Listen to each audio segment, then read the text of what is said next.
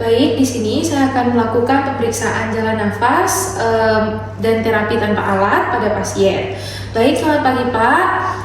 Di sini saya sebagai dokter IGD yang akan melakukan pemeriksaan jalan nafas dan juga terapi jalan nafas pada Bapak. Sebelumnya tindakan ini itu akan sedikit tidak nyaman. Apakah Bapak bersedia? Bersedia ya Pak ya. Baik, di sini saya akan mengecek kesadaran pasien. Nah, untuk kesadarannya sendiri di sini alert ya. Kemudian saya akan melakukan evaluasi airway mulai dari look, listen, dan feel. Nah, dari look sendiri saya akan melihat untuk gerakan nafas pasien dan juga pengembangan dada dari sisi samping. Nah, ini untuk kedua dada pasien itu bergeraknya simetris. Kemudian di sini saya akan mendengarkan hembusan nafas pasien dengan mendekatkan telinga pada hidung atau mulut pasien. Baik, untuk suara nafasnya pasien sendiri itu terdengar. Lalu selanjutnya saya akan melakukan pemeriksaan feel, yaitu merasakan hembusan nafas apakah adekuat ataukah tidak. Nah, untuk hembusan nafas pasien sendiri itu adekuat ya. Di sini saya menempelkan pipi saya pada hidung pasien. Baik. Kemudian selanjutnya di sini saya akan memberikan terapi airway tanpa alat, yaitu berupa chin lift atau jaw thrust. Nah, untuk chin lift sendiri itu di sini saya akan meletakkan jari satu tangan di bawah mandibular dan mengangkatnya ke atas untuk membawa dagu ke anterior. Nah, dengan jari satu tangan yang sama saya akan menekan rahang bawah untuk membuka mulut. Baik, di sini akan saya lakukan langsung seperti ini. Nah, kemudian selanjutnya untuk jaw thrust, di sini saya akan mengangkat rahang bawah dari ramus mandibular, yaitu meletakkan jari satu kedua tangan pada ramus mandibular. Kemudian saya akan meletakkan jari satu kedua tangan pada ramus mandibular dekat pada angulus, lalu saya dorong mandibularnya ke depan seperti ini. Saya akan angkat, kemudian saya dorong mandibular ke depan. Sudah. Baik, selanjutnya di sini saya akan melakukan finger sweep dengan jari 2 dan 3 yang dibungkus dengan kasa untuk membersihkan mulut dari sumbatan parsial seperti bekas muntahan, gumpalan darah, dan yang lain. Apabila terdengar suara nafas tambahan seperti gargling. Ini saya akan membungkus lebih dahulu dua tangan saya, kemudian saya akan melakukan finger sweep. Lalu saya masukkan untuk membersihkan sisa muntahan ataupun darah yang ada. Baik, sudah. Baik, di sini selanjutnya saya akan melakukan proteksi tulang belakang servikal. Nah, untuk pemasangannya sendiri dari collar brace saya membutuhkan bantuan dari teman saya. Nah, di sini teman saya berada di atas pasien. Kemudian jepit kepala pasien menggunakan lengan bawah setinggi telinga. Kemudian kedua telapak tangan memegang bahu dengan ibu jari mengarah ke atas, kemudian lengan bawah tetap menjepit kepala pasien. Nah, di sini saya akan memasang collar brace, mengambil collar brace terlebih dahulu dan juga bantal pasir, tetapi karena bantal pasir tidak tersedia, jadi saya hanya akan menggunakan collar brace saja. Baik, setelah itu ujung collar brace yang ukurannya sesuai dimasukkan dari sisi belakang dan sedikit melewati leher. Seperti ini. Nah, kemudian setelah itu tangan penolong yang lain dipindahkan ke sisi lateral kepala secara perlahan, sementara penolong yang lain membelikan bagian collar neck yang menekuk pada dagu. Nah, seperti ini. Kemudian setelah itu rekatkan kedua sisi collar neck yang lain.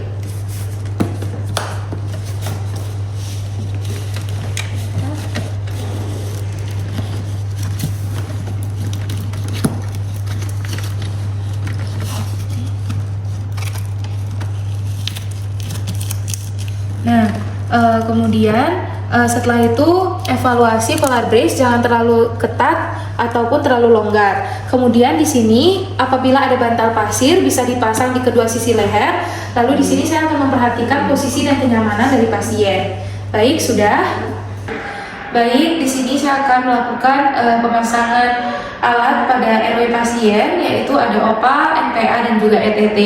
Kemudian di sini saya akan memberikan salam dan juga memperkenalkan diri kepada keluarga pasien. Lalu selanjutnya saya akan menjelaskan untuk tindakan yang akan saya lakukan kepada pasien karena hal ini bersifat tidak nyaman.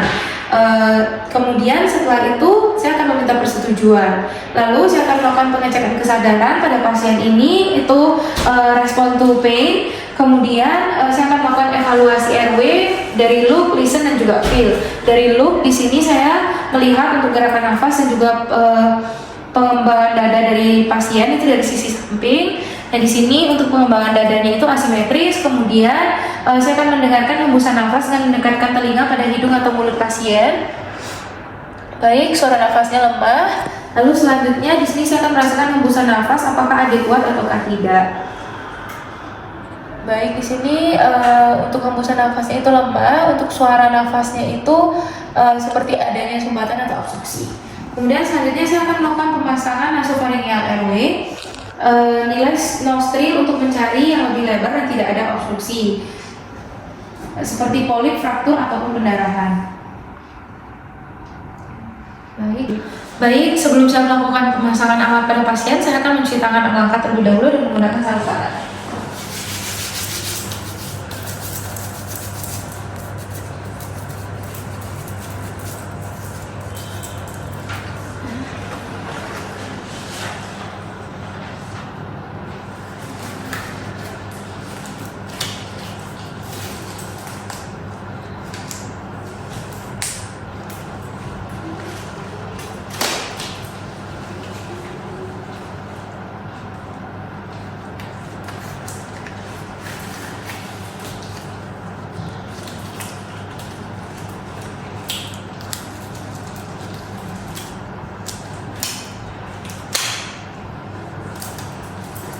Baik, udah.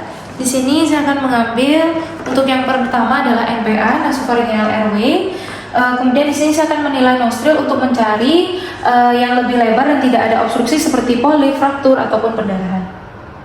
Baik, saya tidak menemukan adanya polip, fraktur ataupun pendarahan pada hidung pasien. Kemudian di sini saya akan pilih nasofaring sesuai dengan ukuran kelingking pasien, atau bisa juga diukur mulai dari ujung hidung hingga ke ujung telinga. Seperti ini. Oke. Kemudian di sini saya akan memberikan lubrikasi pada pipa nasofaring dengan lubrikan larut air atau dengan air. Baik, sudah. Kemudian di sini posisi pasien pada keadaan netral, penolong berdiri di sisi pasien. Kemudian di sini saya akan pegang pipa nasofaring seperti pensil, lalu saya akan memasukkan ujung nasofaring dengan kemiringan lubang lempeng menghadap keluar. Seperti ini.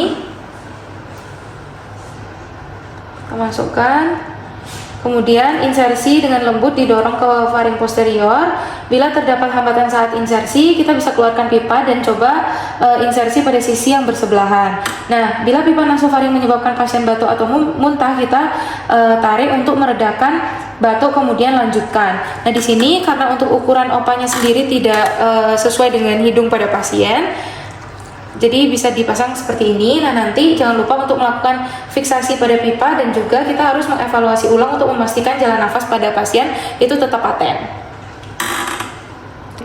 Baik, di sini untuk yang kedua, selanjutnya saya akan memasang oropharyngeal airway. Di sini saya akan menentukan terlebih dahulu untuk ukuran dari opa yang akan digunakan, yaitu dari ujung mulut pasien ke ujung mandibula. Seperti ini. Kemudian kita buka mulut pasien dengan metode cross finger, teknik dengan menggunakan jari 1 dan jari 2. Seperti ini. Nah, lalu di sini kita masukkan pipa orofaring dengan cekungan menghadap ke langit-langit pasien agar tidak mendorong lidah jatuh ke belakang. Seperti ini. Nah, kemudian setelah masuk ke dalam mulut, kita rotasikan 180 derajat. Oke, dengan ujung distal pada hipofaring.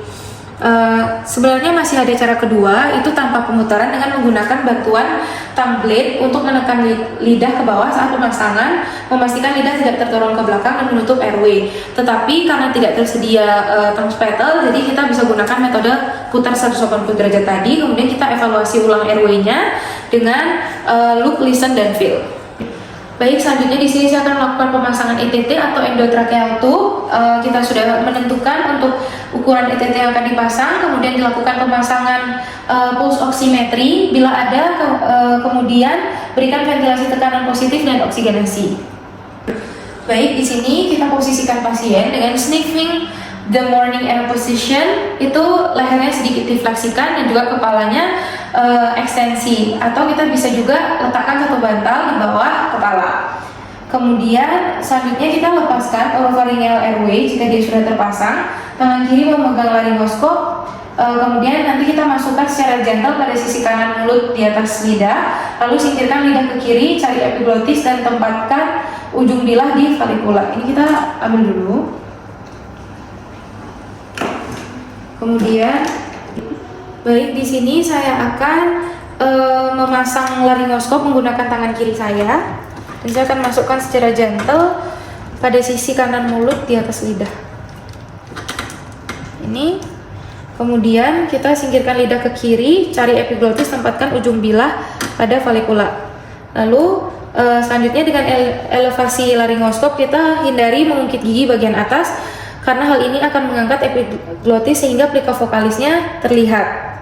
Kemudian kita masukkan ETT melalui sisi kanan mulut.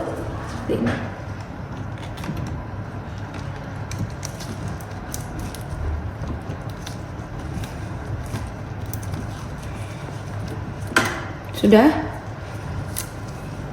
dengan kedalaman 21 cm pada laki-laki.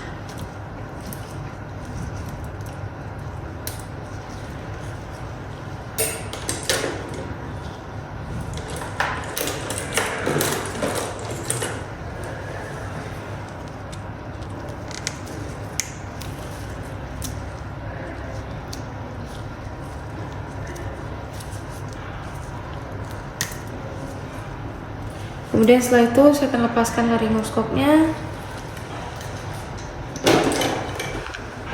Lalu selanjutnya saya akan menghubungkan pipa ETT dengan BVM yang sudah dialirkan dengan oksigen 10-12 lpm. Dan sudah. Lalu selanjutnya saya evaluasi pemasangan dengan mendengarkan melalui stetoskop pengembangan kedua paru. Bila hanya terdengar suara pada salah satu sisi, berarti udara hanya masuk ke salah satu bronkus.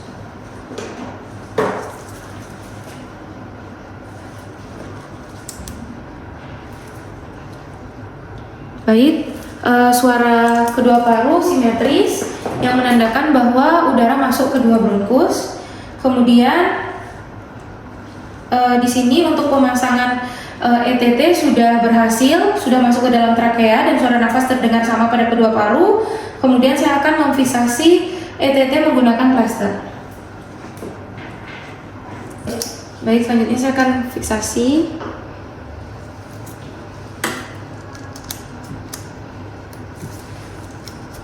Menggunakan plaster. Baik, sudah. Di sini saya akan evaluasi ulang RW dengan metode look, listen, dan feel. Terima kasih. Baik, selanjutnya adalah penata laksanaan pada pasien sadar dengan kasus tersedak. Yang pertama yang harus kita lakukan adalah menenangkan pasien sebisa mungkin sambil merangkul dari belakang. Kemudian, jika sumbatan jalan nafas dalam kategori ringan dan pasien masih bisa batuk dengan efektif, kita harus memotivasi pasien untuk batuk. Silakan untuk batuk yang keras, Ibu.